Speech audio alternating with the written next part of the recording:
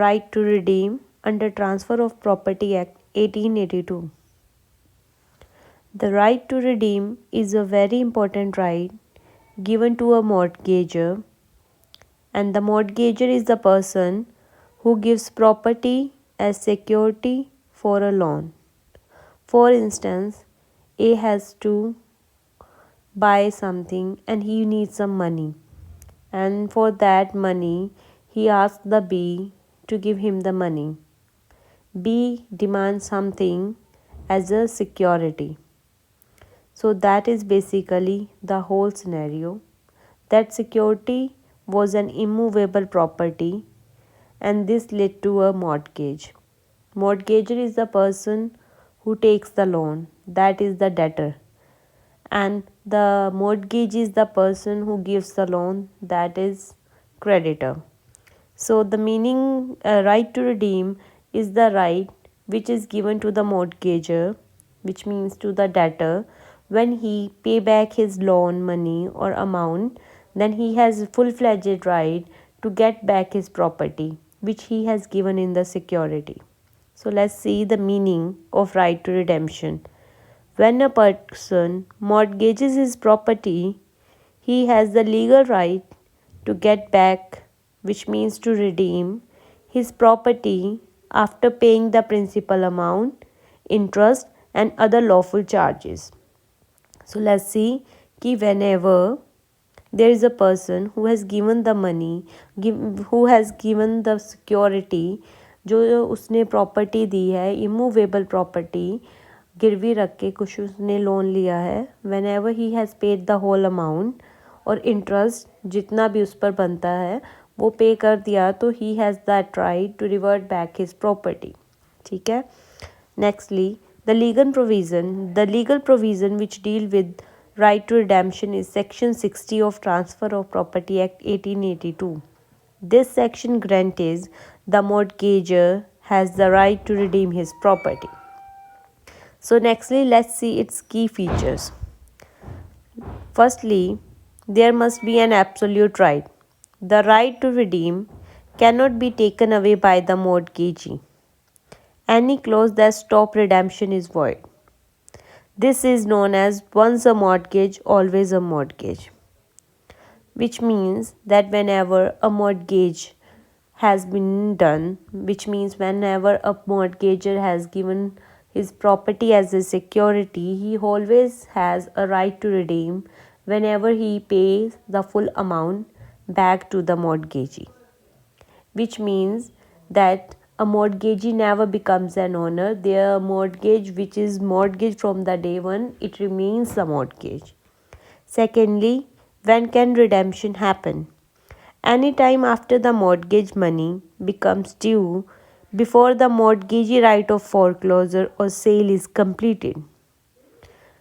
It means that mortgager has full-fledged right to revert back his property anytime after the mortgage money has become due.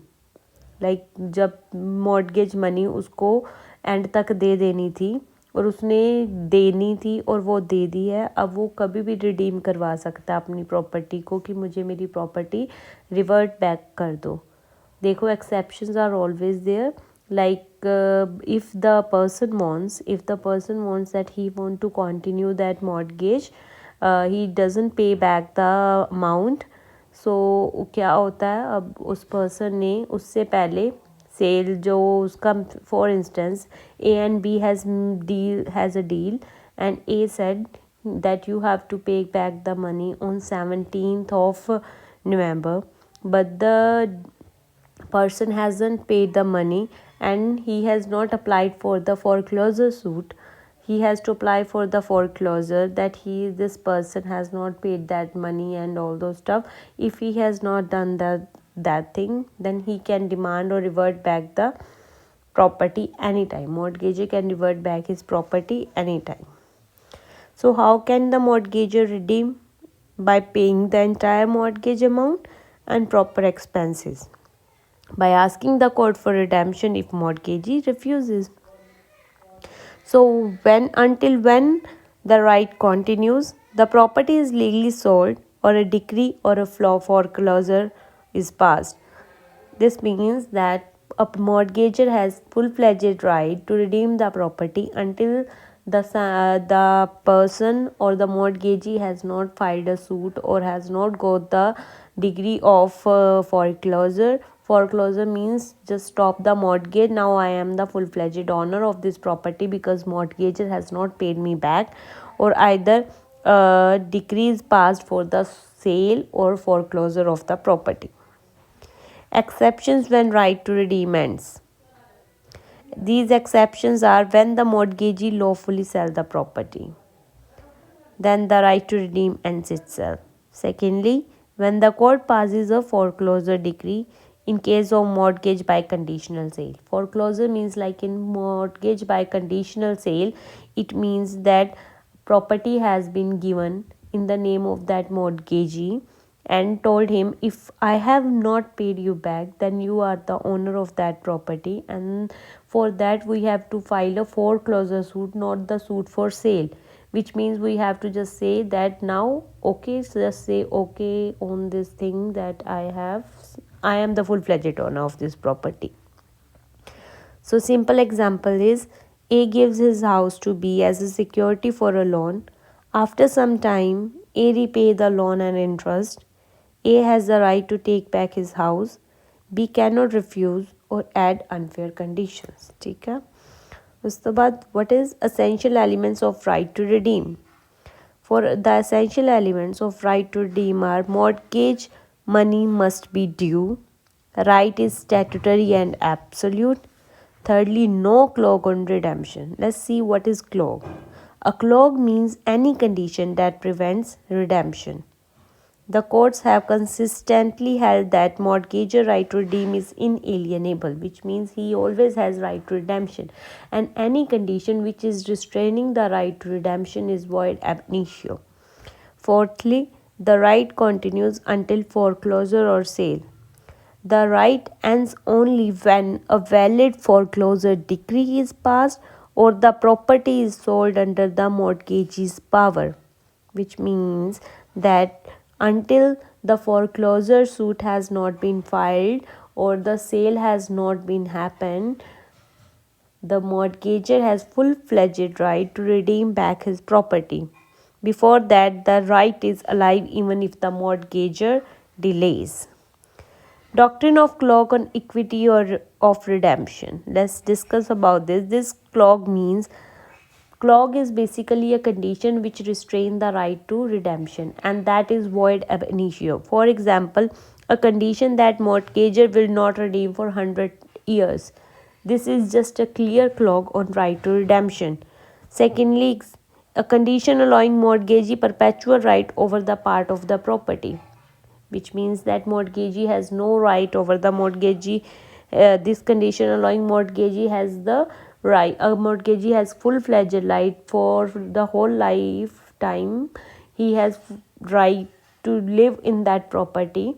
That is a clause on redemption, because redemption says that property revert back to the mortgagor when he pay back the money. But if we are saying that mortgagee can stay in the property for a very long period, this is indirectly a clause on redemption. The leading cases related to the redemptions are, firstly, Knox versus Rice. This was 1902 Privy Council case. In this case, the court held that any condition preventing redemption is invalid, which means the mortgagee cannot impose agreements that continue even after mortgage is redeemed. Second case was Samuel versus Jara Timber. That was 1904 Privy Council case. In this case, a clause giving the mortgagee the option to purchase the mortgaged property was struck down. This was a clause on redemption. It means that there was a clause which was added in the mortgage deed which says that mortgagee has right to buy this property and he is the owner of the property, and that was a clause on redemption.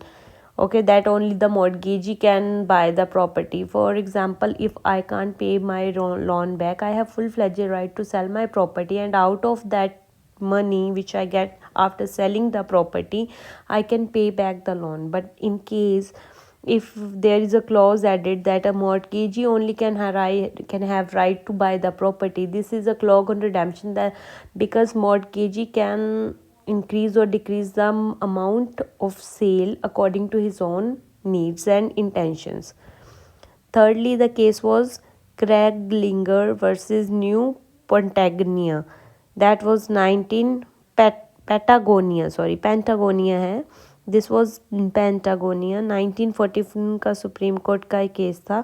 Supreme court नहीं, Privi council का case था. In this case, all it was held, although the mortgagee had additional rights like exclusive dealing, the court held that secondary collateral advantages are valid only if they do not prevent redemption. It means that no one can prevent the redemption, and even the collateral transaction are also allowed if they are not just blocking the way of redemption. So thank you. That's all it for the day.